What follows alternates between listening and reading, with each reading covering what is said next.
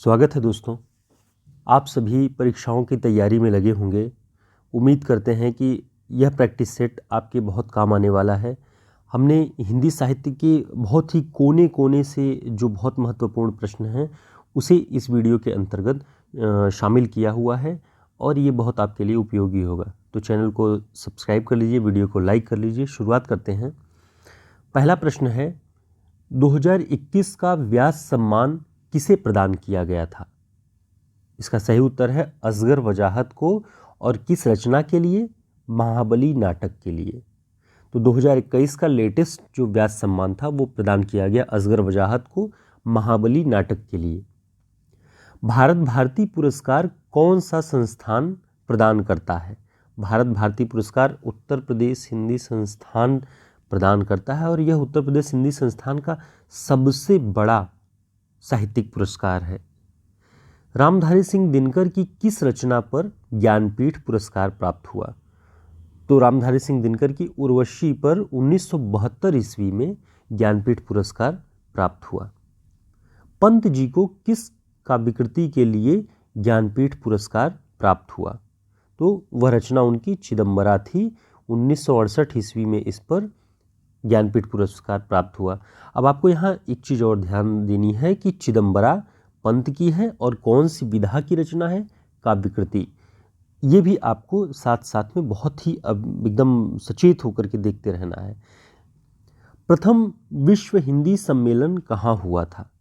प्रथम विश्व हिंदी सम्मेलन नागपुर में 10 से 12 जनवरी 1975 को हुआ था। तो ये तथ्य बहुत इम्पॉर्टेंट है जो कि परीक्षाओं में रिपीट किए जाते हैं और पूछे जाते हैं हमेशा ही।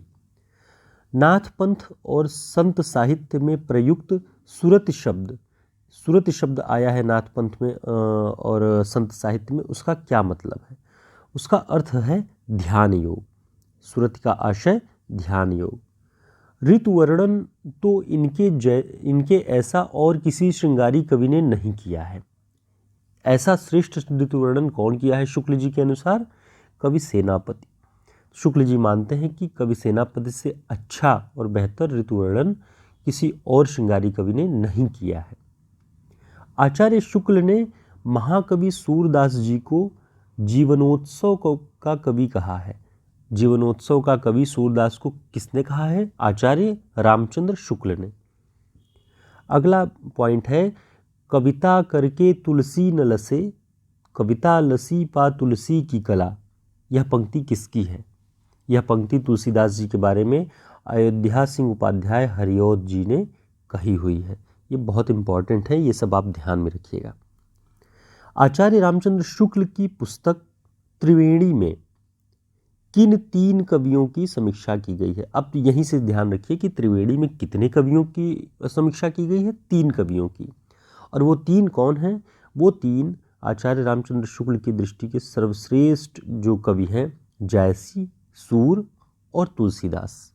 कबीर को उन्होंने नहीं रखा है इस श्रेणी में, जबकि आधुनिक दौर में कबीर सबसे बड़े कवि माने जाते हैं, लेकिन आचार्य रामचंद्र शुक्ल ने जायसी, सूर और तुलसी को ही भक्तिकाल से अपनी त्रिवेणी पुस्तक में समीक्षा की है।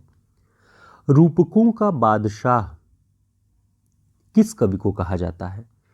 रूपकों का बादशाह तुलसीदास को कहा जाता है। अगला पॉइंट देखते हैं, लोनजाइनस का अभिव्यक्ति की उत्कृष्टता का सिद्धांत, अभिव्यक्ति की उत्कृष्टता का सिद्धांत किस नाम से जाना जाता है? तो पाश्चात्य काव्यशास्त्र में लोनजाइनस का जो अभिव्यक्ति की उत्कृष्टता का सिद्धांत है उसे उदात्तता का सिद्धांत कहा जाता है। लोनजाइनस ने 5 आधारों पर उदात्तता के सिद्धांत को परिभाषित किया हुआ है। आगे जब हम इस पर वीडियो लेकर आएंगे तो आपको बताएंगे कि वो 5 आधार कौन से थे। दोस्तों, चैनल को सब्सक्राइब जरूर कर लीजिएगा आप लोग, ताकि आपको अपडेट मिल सके। हम बेहतर प्रैक्टिस सेट आप लोगों के लिए लेकर बीच बीच में आते रहेंगे। अगला पॉइंट देखते हैं, विखंडनवाद। विखंडनवाद का जनक किसे माना जाता है? विखंडनवाद का जनक देरिदा को माना जाता है। किसे? देरिदा को। विरेचन का सिद्धांत किसका है? विरेचन का सिद्धांत बहुत फेमस है, अरस्तू का है। कविता हमारे परिपूर्ण क्षणों की वाणी है, किसका कथन है? यह कथन पंत जी का है। कविता हमारे परिपूर्ण क्षणों की वाणी है। निबंध को गद्य की कसौटी या गद्य का निकष किसने कहा है, किस आलोचक ने माना है? तो आचार्य रामचंद्र शुक्ल जी ने निबंध को गद्य की कसौटी कहा है। अगला पॉइंट है, हिंदी कविता में मांसलवाद के प्रवर्तक कौन है? मांसलवाद के प्रवर्तक रामेश्वर शुक्ल, अंचल। इनका नाम रामेश्वर शुक्ल है और अंचल इनका उपनाम जो साहित्यिक नाम होता है। तुलसीदास को कलिकाल का वाल्मीकि किसने कहा है? नाभादास ने। आप यहीं से ध्यान रखिएगा कि अपभ्रंश का वाल्मीकि किसे कहा जाता है। अपभ्रंश का वाल्मीकि स्वयंभू को कहते हैं और कलिकाल का वाल्मीकि यहाँ पे कहा जा रहा है तुलसीदास को। और किसने कहा है? नाभादास ने। अमीर खुसरो किस नाम से जाने जाते थे? अमीर खुसरो को किस उपनाम से जाना जाता था? वह तूतिए हिंद। ये लगभग आप लोग जानते होंगे या बहुत प्रसिद्ध है, जो परीक्षाओं में बहुत बार पूछा गया है। ये सारे प्रश्न ऐसे हैं कि रिपीटेड हैं, अलग अलग परीक्षाओं में, अलग अलग स्टेट के KVS, NVS, PGT, TGT, UGC, इन सारे परीक्षाओं में ये एकदम रिपीटेड क्वेश्चंस हैं। तो आपको इन सारे प्रश्नों को ध्यान में रखना चाहिए। इसमें काव्यशास्त्र से भी आपको प्रश्न मिल जाएंगे और कवियों की रचनाओं पर आधारित और पारिभाषिक शब्दों के भी कई सारे इसमें हमने प्रश्नों को शामिल किया हुआ है। और ऐसे ही प्रश्नों का संग्रह लेकर के हम प्रतिदिन आते रहेंगे जब तक आपकी परीक्षाएं चल रही हैं। तो मिलते हैं अगले प्रैक्टिस सेट में। तब तक के लिए आप लोगों को बहुत शुभकामनाएं। धन्यवाद।